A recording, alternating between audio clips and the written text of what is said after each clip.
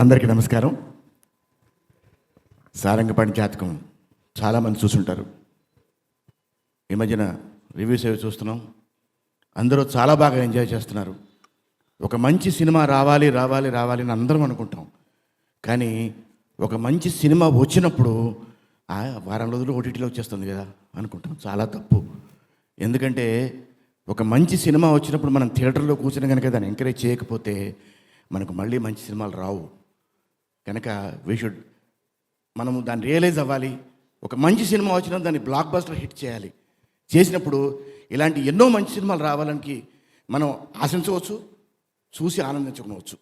So Sarangapani జాతకం ఈ సినిమాలో యాక్చువల్గా ఒరిజినల్గా నేను లేను, కానీ ఇంద్రగంటి మోహన్ కృష్ణ గారి దగ్గర వర్క్ చేయాలని ఆయన దాదాపు చాలా ఏళ్ళుగా చేస్తున్నాను నేను. ఈ సినిమాకి సడన్గా ఫోన్ చేశారు. ఆయన ఫోన్ చేసి ఆయన ఏదో చెప్పబోయారు. ఏం చెప్పకూడదు సార్, వేషం ఉంది కదా చేస్తున్నానని చేశాను. ఎందుకంటే కొంతమంది డైరెక్టర్ల దగ్గర ఏం అడగకూడదు, చేసేయాలి అంతే.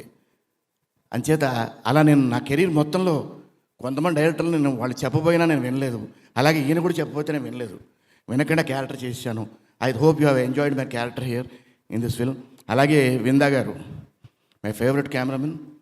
ఇంతకుముందు చిన్న వేషం చేయాలని అవకాశం వచ్చింది. డైరెక్టర్ చిన్న వేషం సార్ అంటే ఏం చెప్పదు సార్, మీరు if you want me I'm there అని అలా వెళ్ళాను. అలా ఫస్ట్ టైం చేశాను. ఈసారి ఇందులో చాలా ఎంజాయ్ చేశాను వాళ్ళ కాంబినేషన్లో వర్క్ చేస్తూ.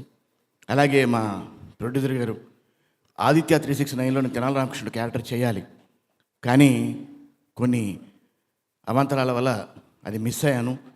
ఆ తర్వాత మళ్ళీ ఇంతకాలానికి వచ్చాను. అలాంటి క్యారెక్టర్ చేసి ఉండాల్సింది, బట్ డజంట్ మ్యాటర్, మంచి క్యారెక్టర్ చేశాను. సో ఈ సారంగపాణి జాతకం ఆడియన్స్ అందరూ చాలా మంచి హిట్ చేశారు. యునానిమస్ పాజిటివ్ టాక్ ఉంది. అలాగే యునానిమస్గా బ్లాక్ బస్టర్ చేయండి, సో దట్ మేమందరం కలిసి ఇంకా మంచి మంచి సినిమాలు ఇచ్చే అవకాశం ఉంటుంది. Good luck and good evening. Thank you very much.